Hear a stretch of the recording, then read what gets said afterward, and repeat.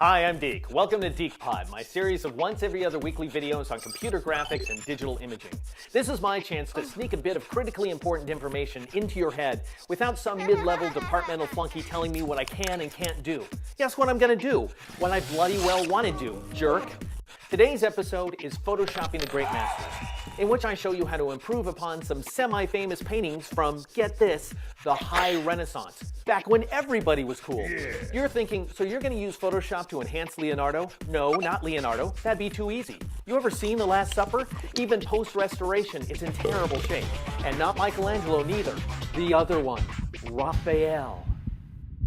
Even the masters need Photoshop love. Now, if you know anything about Raphael, you know he did not suck. He's like the Beatles of the art world. He painted everything that was any good, like Galatea and Cowper Madonna and School of Athens and Baldassare Castiglione. The Sistine Cherubs, for God's sake. It's like the Hey Jude of the High Renaissance, that piece of artwork that you're supposed to think is great, that everybody does think is great. The dude was relentless. He was supposed to paint this, but he died and Titian got it. So why does Raphael need me to Photoshop his stuff? Well, he did that same thing that Michelangelo did. He made the guys look all precious and beautiful, and the women look like corpulent, porcine brutes. Like this guy. What's with the forlorn offstage glance? Eyes on me, buddy. And Saint Sebastian, big moon of a face, dainty little hand. Wouldn't he look better like this? But my favorite is Portrait of Maddalena Doni. Supposedly, she's a kind of response to Leonardo's Mona Lisa. To which I ask, you mean the farmyard version? Look at her. The droopy face, the tiny mouth, the bovine eyes, the elongated Pete Townsend nose, the cleft chin, the great bowling ball of a forehead. But my favorite, the lack of any skeletal structure below the jowls. Neck down, she's a formless, boneless weeble. Raphael wasn't trying to one-up Mona Lisa. He just hated this woman. Turning Maddalena into Madda-looker. The solution to this painting is liquefy. I'm not going to belabor this point. We saw liquefy a few episodes back. I'm just going to show you. Choose this command and then shove the pixels around. Some more and again. Tuck the jowls, make the eyes bigger, give her a smile. It may take a while, but eventually you'll get something like this. Nice eyes, normal forehead, shoulders. I know she does not come recommended by Raphael, but I would date this woman. You're thinking, hey, too fast. You can't whip through this stuff like that. Yeah, I can. I got you covered. You want to do it for yourself? No problem. This is a public domain image. I can give it to you. Mosey on over to deke.com and download the file Maddalena Zip that contains the image and some liquefy settings. That way, if you want to get what I'm getting, click this button, load the settings, and there you are. Make some adjustments of your own, be bold, have fun, take all of the creative license you like. And when you're done, before you click OK, click this button to save your settings. That way, you can always come back to this point if you later discover you made a mistake, which you will. I'm not maligning your skills, it's just the nature of the filter. Matching the texture. But here's the problem. Here's the thing that I really want to show you.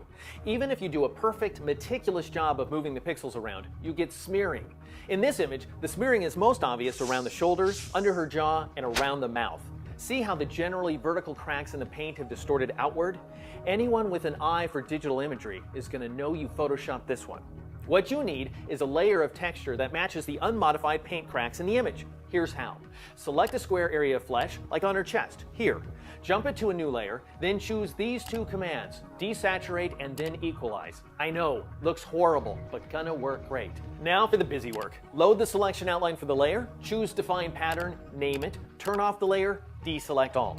Make a new pattern layer. If you see really obvious seams, you'll need to select a different area and try again. But this looks pretty good.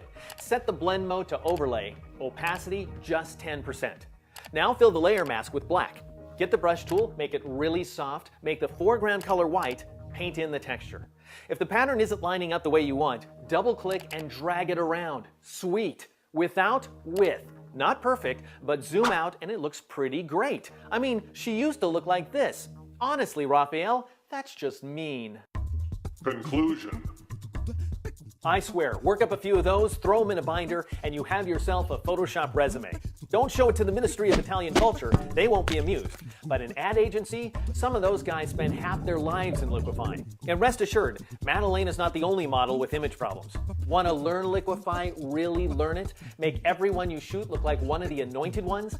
Get this book, Photoshop CS4 1-on-1, at deke.o'reilly.com and turn to Lesson 8. And for this very example, laid out in luxurious detail, go to lynda.com/deke and check out my video series, Photoshop CS4 1-on-1 Advanced. You want Chapter 20.